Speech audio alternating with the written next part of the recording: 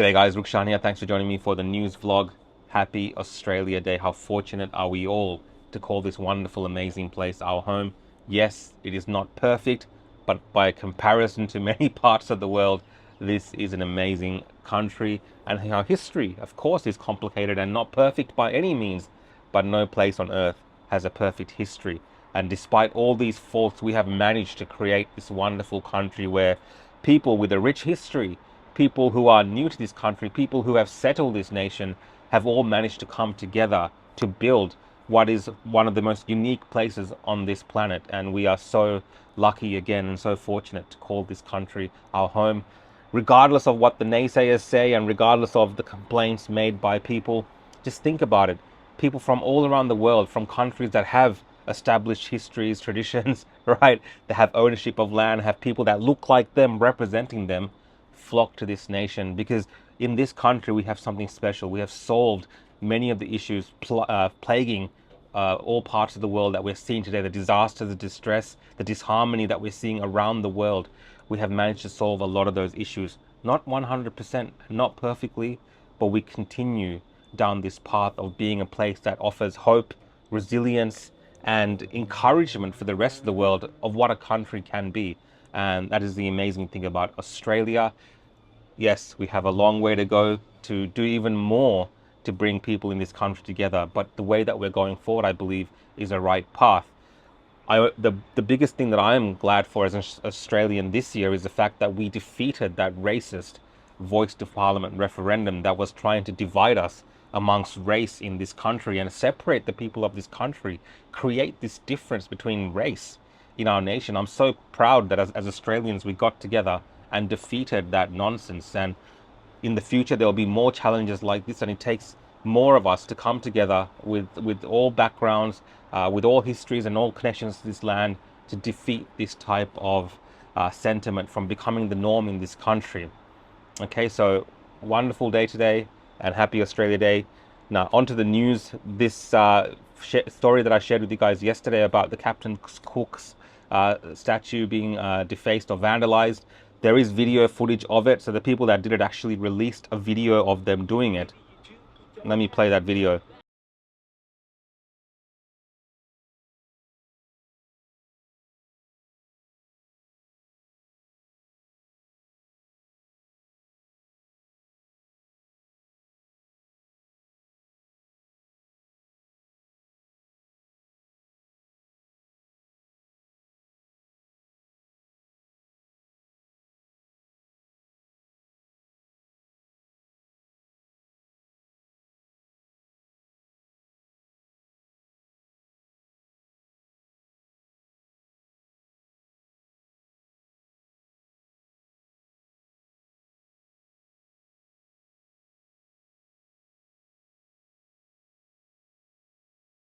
Anyway, right at the end there it says genocide and all sorts of other stuff. I mean, as we kind of guessed, these left-wing extremist activists, I said it was very cringy, whatever I was watching. Sorry, there's a helicopter flying over.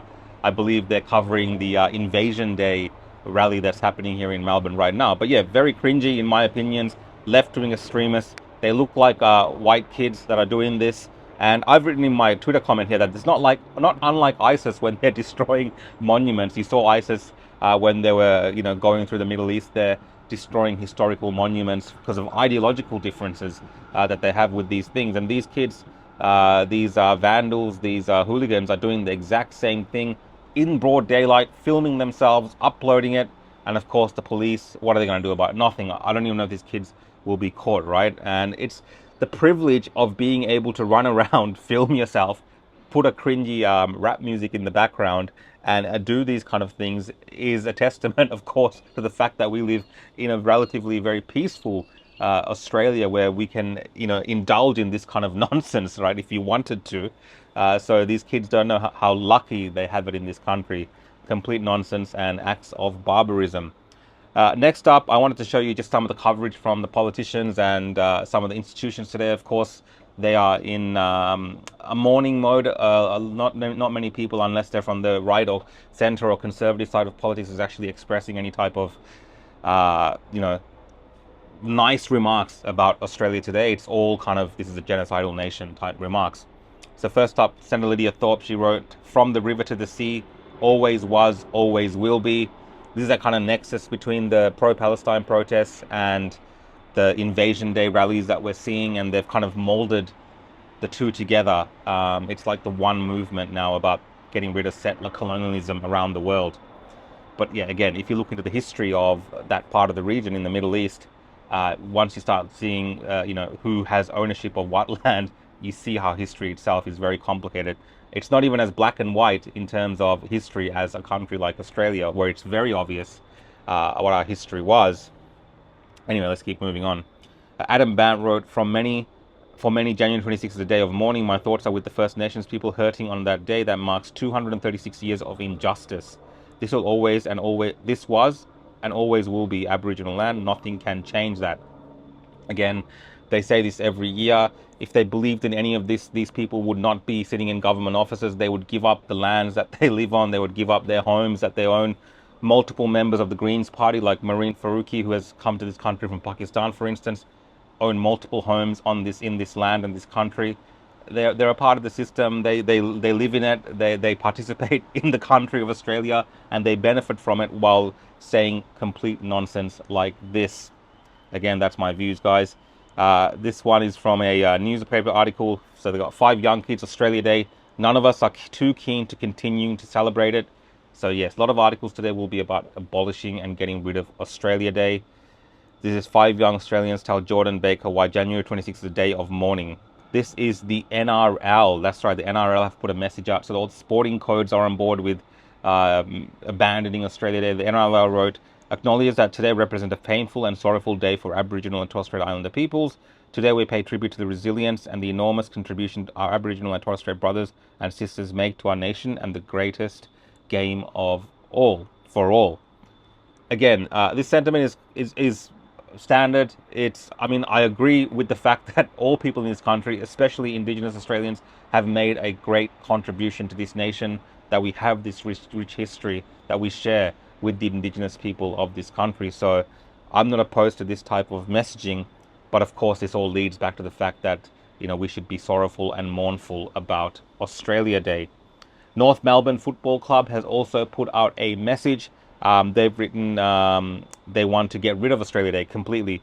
We acknowledge that this date, January 26, represents for many the arrival of the First Fleet on the lands of the Gadigal people and the Eora Nation, and the resilience of Australia's First Peoples since. We recognise the pain and sadness many First Nations people and broader community may be experiencing at this time. We encourage listening, understanding, reflection of our nation's shared past. We will be stronger together when we can celebrate the history of our country we call home on a date that unites us all. So a very clear call here from the North Melbourne Football Club, for what it's worth, for the date to be changed. Again, I think these institutions should stick to playing sport. The next one that I have is from the pre-Palestine movement. Decolonization makes a black Australia where climate justice, abolition, and internationalism is upheld. May the structures of settler colonialism, racism, and capitalism be dismantled. Abolish Australia. No justice, no peace, no racist police. Stop arming Israel. Again, complete nonsense here from the pre-Palestine movement. It's disgraceful stuff, really.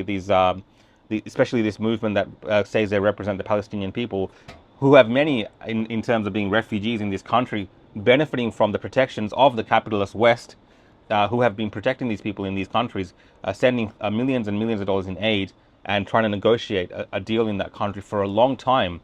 Regardless of what you want to talk about the context and the history of that, these guys are living in Australia, and they are talking now about abolishing Australia, making it a black Australia where climate justice and abolition and internationalism is upheld. Really? This is all complete nonsense. May the structures of settler colonialism, racism, and capitalism be dismantled.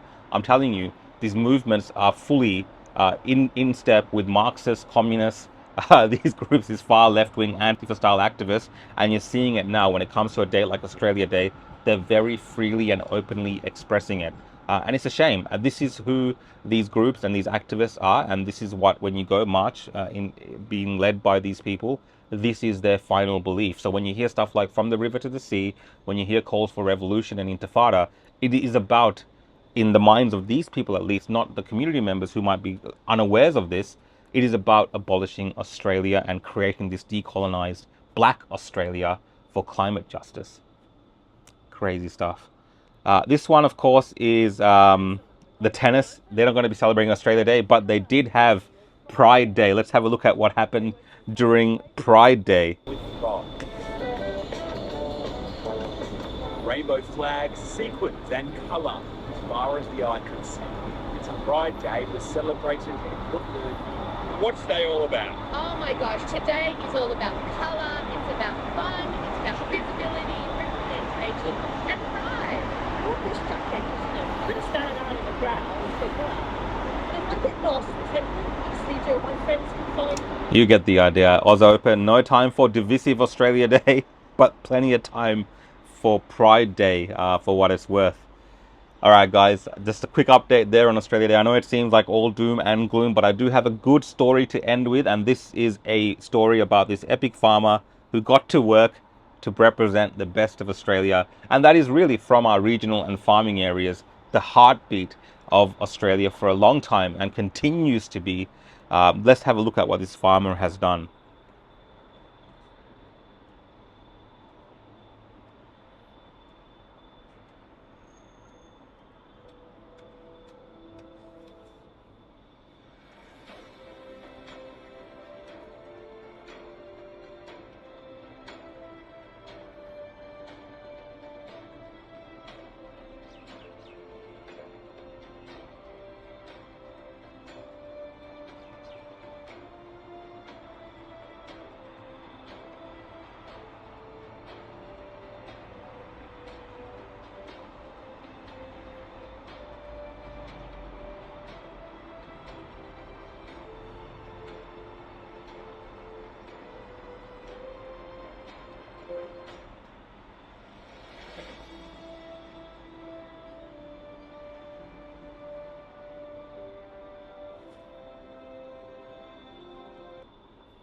Oh, it went away.